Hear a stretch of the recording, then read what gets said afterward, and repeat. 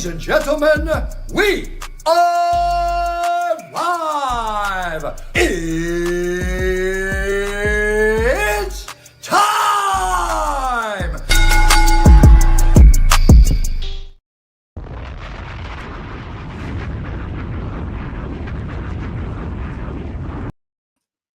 Hey, yo, what up?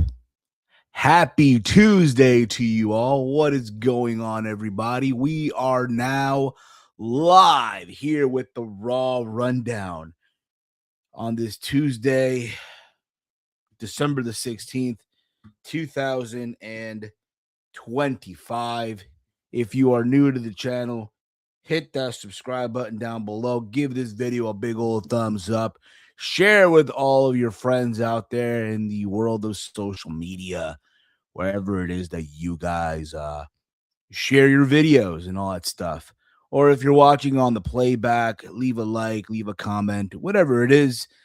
But more importantly, guys, show some love. Show us some love here on this Tuesday. It's me. It's Steve. What up, y'all? Hope you're all doing well. I hope you guys are enjoying yourselves. Over here, it's cold as all hell out here. But nevertheless, here we are. This is the Raw Rundown. Here I am to talk to you guys about the December 15th edition of Monday Night Raw, which was the post-Saturday night's main event. A WWE now with John Cena no more. There's no more John Cena, right? And you wonder to yourself, how would they go on about this, right? And I said, on Kitchen, they have to open with Gunther. If they don't open with Gunther, buddy, what are we doing? And damn it, I'm glad that they did. But let me know your thoughts in the chat about last night's Raw. What did you like? What did you not like? I thought overall the show, it was all right. Nothing that I'm going to go crazy about. Like, bruh, y'all literally made me sit through Maxine Dupree and Ivy fucking Nile. Like, what the fuck are we doing? What are we doing?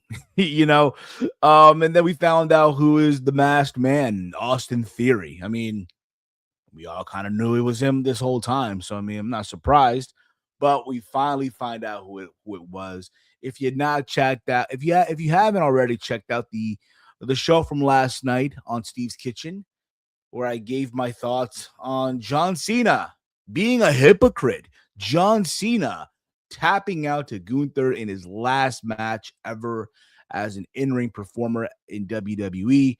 And I also gave you guys a little reaction, live reaction to Cody Rhodes invading Drew McIntyre's house, trying to get into his house and fight with him. And they were fighting, they were brawling. I played the hits pretty much, right? I gave you guys I showed you what it's like, how these reaction channels, how they do it. I hope I made them proud. I hope I did. All right. I yelled, right? That's what they do, right? So check. I cried, kind of, right? So check. And I overreacted. Check. I mean, I feel like I've covered all the bases. Okay. But let me know in the chat your thoughts on Raw. We start off here with Weston here.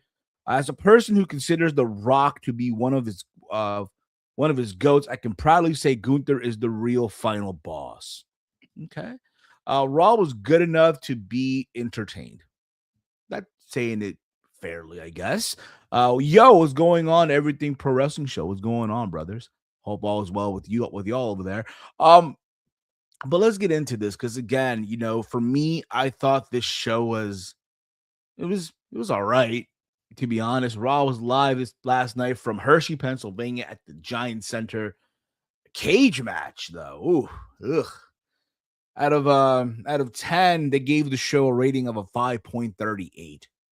That was the show's rating per cage match. I mean, again, when you have to sit through Ivy Nile and Maxine Dupree, I mean, what do you expect? You know what I mean? I think it's also fans. Let's just keep it a buck. I think it's also fans who are still upset about Saturday.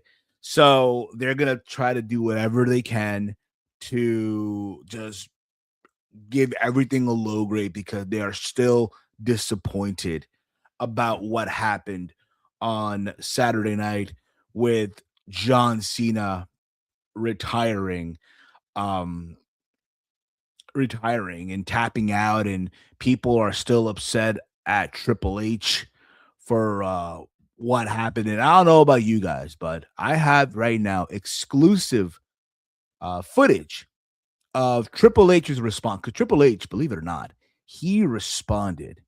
He responded to the complaints of all the fans out there, all the fans who were upset on Saturday. This is his response, ladies and gentlemen. You're getting here an exclusive, ladies and gentlemen. This is Triple H's response to everyone getting so upset about what happened, and all the fans who booed him at the post show and all that stuff. This is his response, ladies and gentlemen. Let me repeat for the fucking billionth time. I don't give a fuck. I don't give a fuck. Fair enough. Don't give a fuck. Yeah, that man does not give a fuck. There you have it. He does not give a fuck. Well, let's get into the show. Raw opened up with the video package from this past Saturday. They opened with the video package. What's going on, Eric? Over there live over on Twitch. Guys, if you're also on Twitch, if you're on Kick, hit the follow button there as well. Okay? Show some love there too. We're streaming on multiple places right now. What's going on, Safet? So the show opened up with, the video package from Saturday. John Cena. Oh, Discord. Oh, you're on the Discord. Okay. You're on Discord. Okay. The show's live on Discord too. Okay. Well, we'll be live on Discord soon. I promise you guys that. So the plan is I'm likely to get a new computer this Friday. If not Friday, Saturday. And once that happens, because right now I'm on a Mac, we'll start getting the ball rolling and stuff like that. So hang on tight for all the Discord users out there in 2025.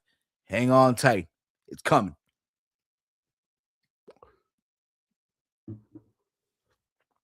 Sorry, I had to.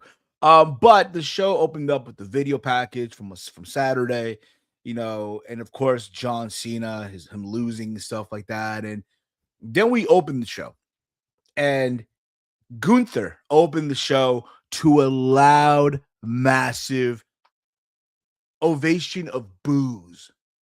People are, and this is the thing that needed to happen, right? This is what you expect. Now, was this at the same level as Roman Reigns the night after WrestleMania 33? No, wasn't that same level. But what we did get is, again, people just booing, saying F you, Gunther. The word, they did not let the man speak. But Gunther, to his credit, managed to talk. He managed to speak. He did not let the crowd get to him, right? And he said what he had promised, and that he made John Cena give up, which he did. And Cena did so like a little bitch. He tapped out like a little bitch. That was the line, bro. That was the line. And then the crowd continued to boo, right? Relentlessly. They continued booing, right? And Gunther left, like he dropped the mic, he left, right? And you thought, all right, that's it. Short to the point. It's fine, right? It's over with, right? And then Gunther stood over the broadcast table and said that his time was now, which I also love. I love the line of that too. I love that line. My time is now, right? And he stood on the announcer's desk. People were still booing him, right? The works, right? And again, this is what you wanted, right? You want Gunther to have this massive heat. I mean, regardless, had it not been Gunther, whoever was going to be the one to beat John Cena, you were going to get this reaction, right? So after this, we see Gunther like leaving backstage, and you see people like so upset with him. It reminded me a lot when Triple H, the week after he attacked Ric Flair on Monday Night Raw in 2006, there's a thing backstage where Triple H was walking, right? and everyone gave him like this evil, this mad look, like this look of disappointment, upset, right? And then obviously that led to Shawn Michaels saying something to him, and he started laughing at him. That reminded me of, right? So Gunther's backstage. He bumps into Adam Pearce, and basically Pearce told him how he felt, like, oh, how disrespectful of you after what you did to the greatest of all time last week, and all that stuff. And he gave Gunther the night off, and that's what Gunther was gonna do anyway. He was gonna leave. He was leaving. He was ready to go. And as he's walking, he bumps into Otis. For whatever reason, like, wow, why is Otis like interacting with Gunther? Why are we doing that? Right? And Otis felt upset as well. And again, I don't know why the fuck we had Otis in this segment.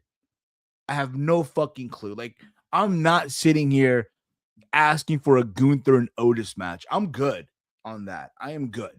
And then after he's leaving, again, he go to the parking lot. He's in his car, and who happens to bump into him? AJ Styles, right? And AJ Styles, again, and also R-Truth as well. R-Truth called Gunther a piece of trash. And then Styles met up with him in the parking lot before leaving, and Gunther pulls down his window, right? He lowers his car window, right? And he tells AJ, "Hey AJ, you can't see me," and he drives away. Fucking gold by Gunther. I just don't need to see Otis involved in this shit. I'm good on that. AJ Styles, maybe down the road you could do an AJ Gunther match. I mean, AJ is set to retire next year, right? So you would think, hey, let's just feed him to Gunther when that time comes, But, with that being said, with Gunther, you need to put the rocket ship on him now. I need to see at WrestleMania in Vegas next year, even though I'm not going to be there this year. No, next year I won't be there, but he needs to be involved in the title picture. This is why, honestly, this is just me being honest with y'all on this. I would love to see Gunther go to SmackDown. Send him to SmackDown, have him feud with Cody Rhodes. That's what I would do. In my opinion, let me know your thoughts on that. How about we send Gunther to SmackDown? Because let's be honest here, right? SmackDown is going to be a 3-hour show. I think sometime in the upcoming weeks, it'll be a 3-hour show. And you're going to get Obafemi on SmackDown. I would just, honestly, yeah, I take that back. Because for a minute there, I'm like, wait a minute, Obafemi's going to go to Raw? No. You're going to have Obafemi over there. You're going to have Gunther over there. Honestly, I would send Gunther to SmackDown. Honestly, I'd send him to SmackDown. I would try to get Obafemi to Monday Night Raw, but we'll see if that's the case. But yeah, imagine an Obafemi Gunther match. Sign me the fuck up. Sign me the fuck up. It's going to hit like crack. From there, we got the Usos versus the New Day. And look, and again, the match itself went about 17 minutes, right? And I'll be honest with y'all. Look, the match for the most part, like, it wasn't a bad match or anything. But I've seen these two teams have better matches back in the day. This was like them trying to play the hits for the most part, right?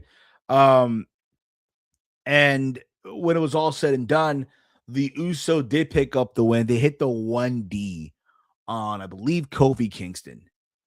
So for the most part, it wasn't a bad match at all. Nor was it like oh my God, the best thing that these guys have done, because they've done better before. Okay, go back and watch their matches from like 2015. You'll see, or if not, their match from, I want to say 20, like this is before, like I want to say this is when the Usos broke the streak, like the number of days they were tag team champions, that the New Day held that record. Yeah, they beat that. So go back and rewatch some of that stuff. Safed writes here. Thank you for letting me know on this. January 2nd, SmackDown's going back to 3 hours. And because you reminded me of that, Fuck! yeah, fuck. From there, we go on to we had the Kabuki Warrior had a vignette, which they declared they would destroy Rio on January 5th. So on January 5th, you're gonna get the Kabuki Warrior versus Rhea Ripley and Io Sky for the tag titles. And both women are so upset with Io Sky for betraying them. And look, I see a title change happening potentially. I see it happening. I don't see why not. But again, they're not happy. They're not happy with Io Sky. From there, we saw Braun Breaker, Logan Paul, Bronson Reed speak about the attack on LA Knight. And Paul Heyman said he didn't know who Mr. Incognito was, but appreciated the help. Breaker wanted to attack CM Punk, but Heyman talked him out of it. And we'll get more into that because he kind of did attack him at the end of the show, but we'll get more into that in a bit here. From there, we saw Rhea Ripley and Io Sky make their entrance, right? Because they were going to speak to the crowd. And then they got blindsided by Asuka, who spit the green mist on Rhea Ripley. And then Kairi Sane and Asuka attacked Io Sky and Rhea Ripley. Again, giving them some heat because they do have that tag team title match on January 5th. So there was that. Again, we've seen this before, the Mist thing. It's happened so many times, right? So it's fine. But yeah, I've seen this before. From there, we go on to the Women's Intercontinental Championship match. Maxine Dupree versus Ivy Nile. My God, this was the bleeding shits. The fucking bleeding shit. So first of all, if you guys recall, the last couple of weeks, we've seen these vignettes, which I thought were very fucking impressive, of Maxine Dupree training in the Heart Dungeon, right? Or yeah, Natty's facility that she has, I guess somewhere in her house or some shit like that. And she is basically making everyone tap out, right? She's locking in this ankle lock in these training videos, like, right? And we even see her eventually making Natty tap out. So you're under this idea that we're getting a whole new different Maxine Dupree.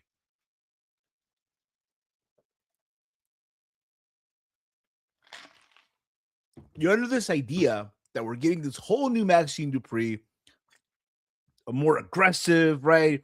Bloodsport Maxine Dupree. They play the music, and nope, she's still the Gimby girl, right? She's still smiling and doing like, And then the fucking bell rang, bro. The fucking bell rang. This match had no pop. No one gave a fuck. No one gave a flying fuck about this match. And it's somewhere in this match, Maxine Dupree thought she was prime Ken Shamrock, trying to fucking lock in this ankle lock to at any way possible, locking in the fucking ankle lock. And I'm like, bruh, what are we doing? Why are y'all doing this to me? Why are you doing this to your viewers? You know what, bro? Instead of, I'm going to say this right now, and I thought I would never say this. Hey, y'all know how I feel about this person. You know how I feel. At this point, bro, honestly, put the belt on Nikki Bella. Fuck it. Put the belt on Nikki Bella. Get this title away. Get this title off of Maxine Dupree. Get it off her. I'm good. I'm good. I don't need to see. I don't need to see her as the Women's Intercontinental Champion. I am good at the end of the fucking day. Get this bum out of here, will you? Just get this bum out of here already, huh? Maxine needs to change the theme music. And I agree with that too. Like, bro, it's the same music, same presentation. Like, bro, what are we doing? Like, come on. Change it up. Change it the fuck up, man. if she wants to be more serious. And I agree, she needs to be taken serious, but sadly, I don't. And I guarantee you, I am not the only one who doesn't take her serious. But after the bit, yeah, Maxine Dupree got the win, and yeah, no one cared. No one gave a flying fuck.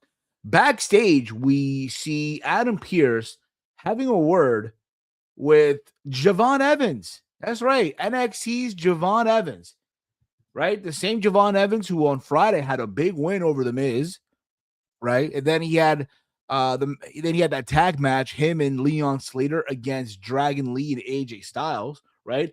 So Pierce is talking to him, and then he gets interrupted by Los Americanos.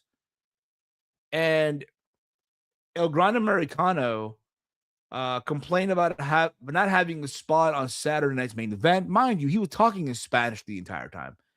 And he called Javon Evans a gringo. He called him a gringo, which I laughed. I fucking laughed, right? Because if you know, you know, okay? And then basically all this led to them making a match for next week. It will be Javon Evans versus Rayo Americano, who we all know under the mask, let's be honest here, is Pete Dunne. And you know, like, I'll be on. And then they had the little stare off, right? And in my mind, I'm like, yo, what are we doing with Pete Dunne?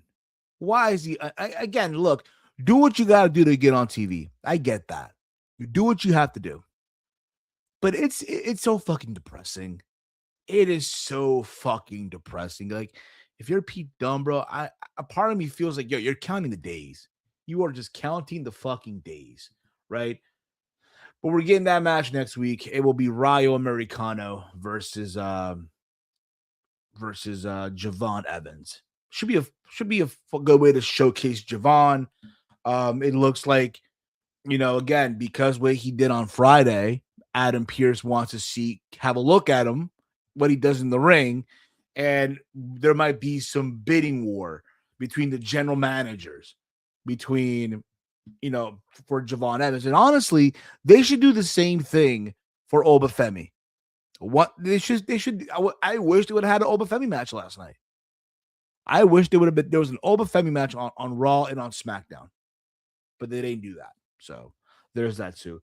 After this, we saw Otis call out Gunther for next week. And again, I'm good. I don't need to see this. Why is Gunther, my bad, why is Otis trying to challenge for, why are you trying to face Gunther? Why? And also, why is Akira Tozawa, why is he still wearing the Alpha Babes t-shirt? Like, what are we doing, man? It's so stupid. It's so fucking dumb. From there, we saw CM Punk make his return. He's been gone for a couple of weeks, and he immediately asked for a microphone. And then Punk poked fun at the fact that Breaker did not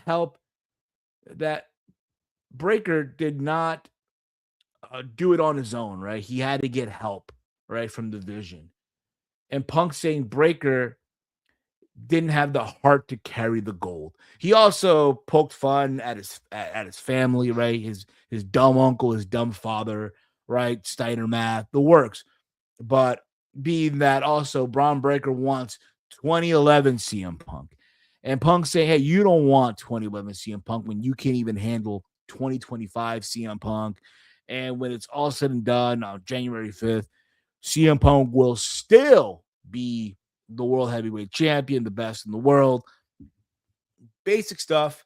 Now, and look, for the most part, Punk on the mic, he said what he needed to say. And I said this last week. As good of what Braun Breaker said on the mic, right, a couple of weeks ago, the challenge will be, how will Braun Breaker, not just with the spear at the end of the show, but how will he respond back on the mic? That is what's going to be the challenge. All right. So we'll see. But I thought for the most part, it was good to see CM Punk back on Raw. Also factor in he was there on Saturday. Like, he handed Cena his world title as Cody handed Cena the WWE Undisputed title to celebrate, even though they should have had Cena walk out with the spinner belt, but they didn't do that. It is what it is. From there, we saw the Judgment Day, Dominic Mysterio, Liv Morgan, Raquel Rodriguez, and Roxanne Perez speak backstage. They talked about JD could be on the shelf for a while. I know he had surgery, I think yesterday. I forgot what he got hurt. I think something with his wrist or something. I could be wrong on that. And then Raquel Rodriguez was going to get ready for her title match against Stephanie McCurr. Liv Morgan wished her the best of luck. And there was that. The Judgment Day segment got my attention when Liv's expression changed. Yeah, that's the thing. Like, for Liv Morgan, it's upsetting. It's getting to her, the fact that, she's back, but she's not the one challenging Stephanie McCurr. Even though we were all under the impression that it was going to be Stephanie McCurr and Liv Morgan, right? With Roxanne Perez and Raquel Rodriguez going for the women's tag titles. But Raquel was like, yeah, watch this. Watch this, sis. And now this is what we got, which then led to the match between Stephanie McCurr and Raquel Rodriguez, which was, for the most part, again, I was good. I like to see it, but it ended in a no contest because Nikki Bella showed up and laid out both Stephanie McCurr and Raquel Rodriguez. It ended in a no contest, right? So the match was thrown out. I mean, look, I said this earlier. At this point, put the Women's Intercontinental Championship on Nikki Bella. Fuck it. I'll take her as the Women's Intercontinental Champion over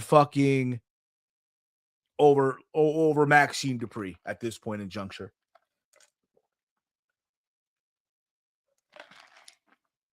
I don't know how y'all feel about that, but that's just me. I mean, obviously, another option would be Charlotte Flair, but hey, well, it is what it is. The match and the post match was fucking bad. It was bad. It was just the bleeding shits. Not a good night for women's wrestling on Monday Night Raw last night. Let me just say that right now. Not a good night. After this, we saw Paul Heyman told Adam Pearce that he didn't know. He didn't know who was the masked person, but he appreciates the help. So which Adam Pearce demanded to find out by the end of the night who was the masked person. And then after, Rhea Ripley demanded that Adam Pearce next week will make a match for her and Asuka, and Pearce made it official. And it is. Next week on Monday Night Raw, it will be Rhea Ripley versus Asuka. One-on-one. Rhea's finally getting what she wants. And honestly, look, give these women 12 to 15 minutes, they'll tear the house down. Guaranteed. So we'll see how that goes. After this, we saw what's it called?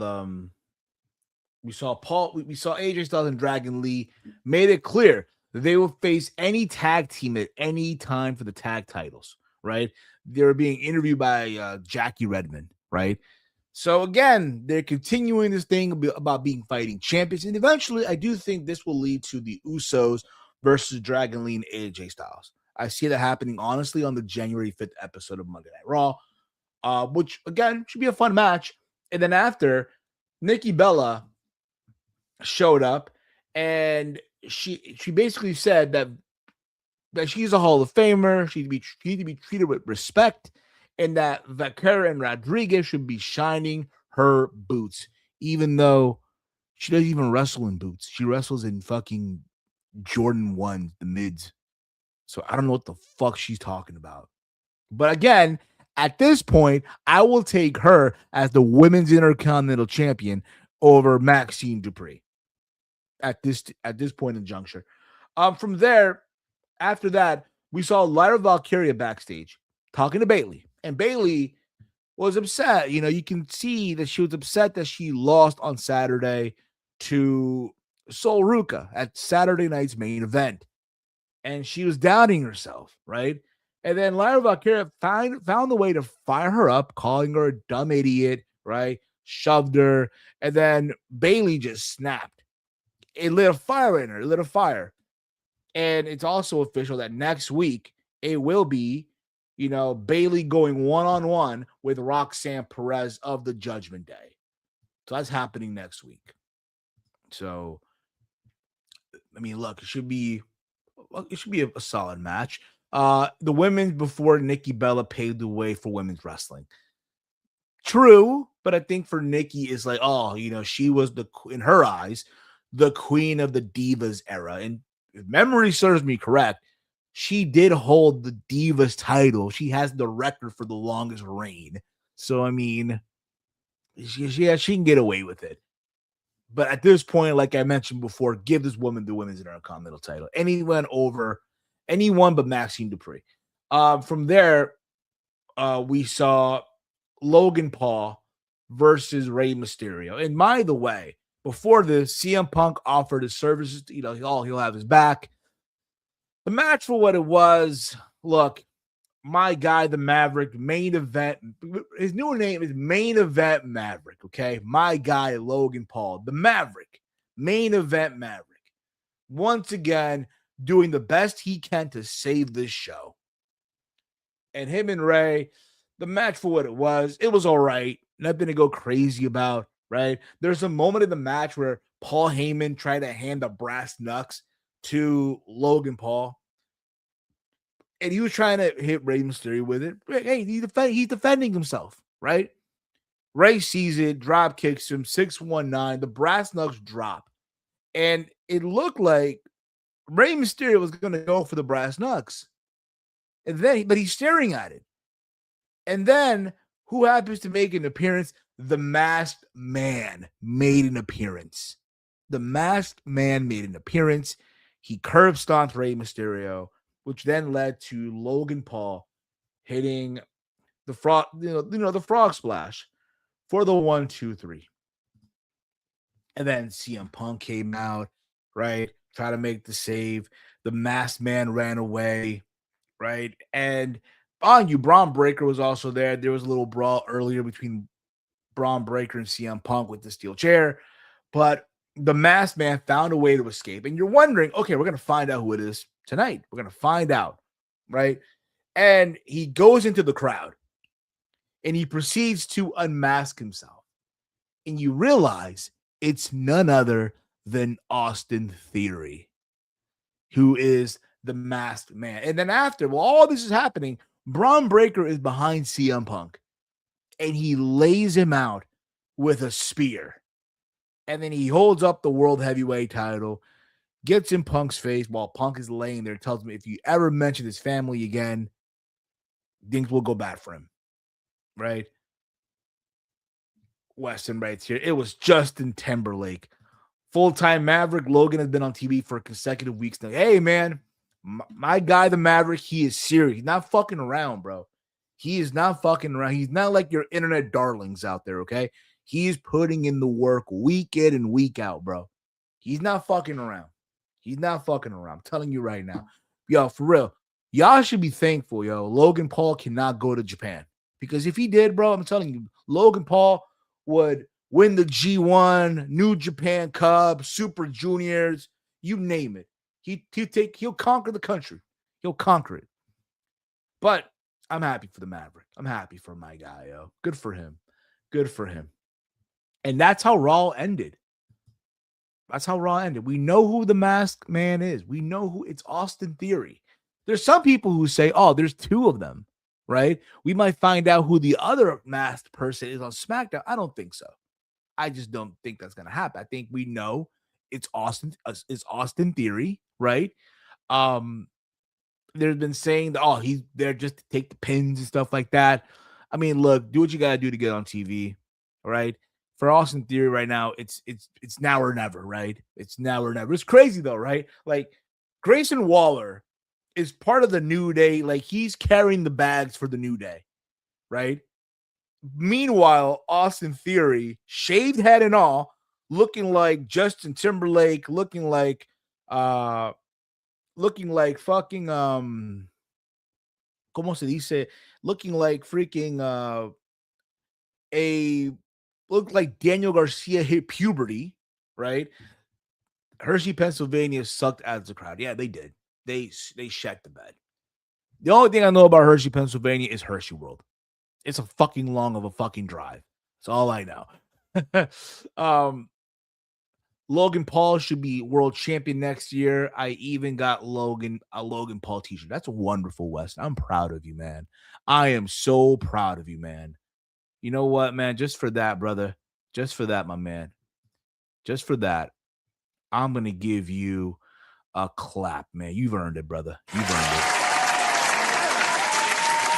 This guy's a D1 Glazer. Whoa. Javier, what are you doing? God damn it, Javier.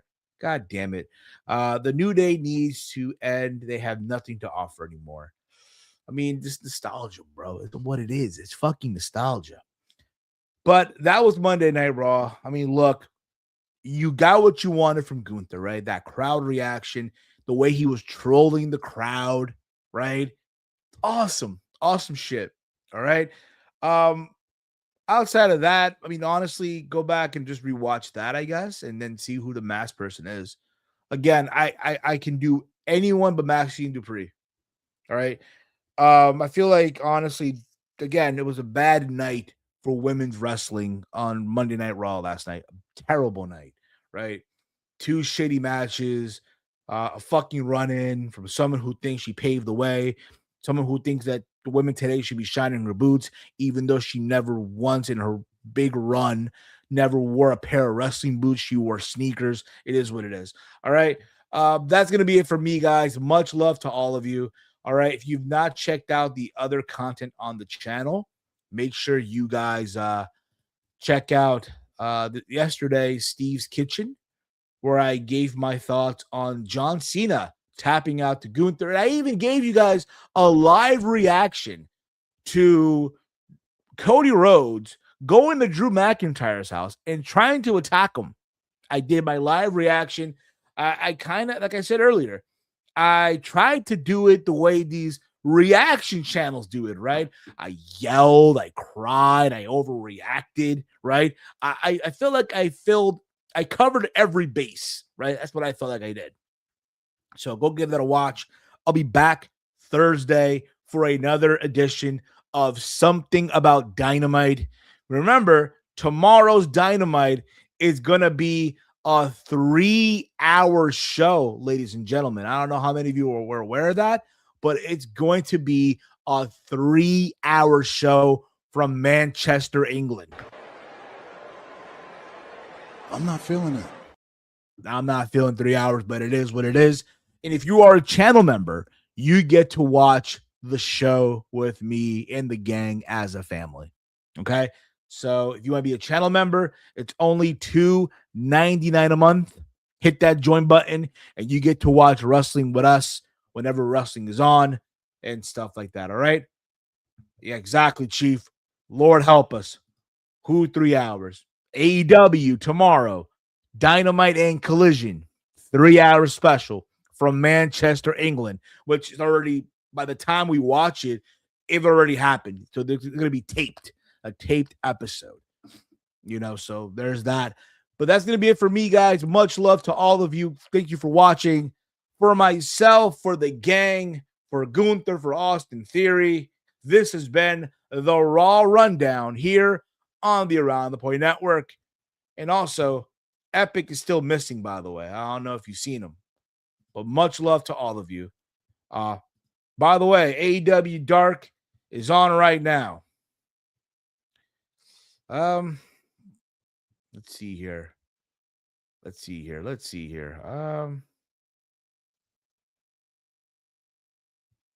Exactly. No pop. Peace out, everybody.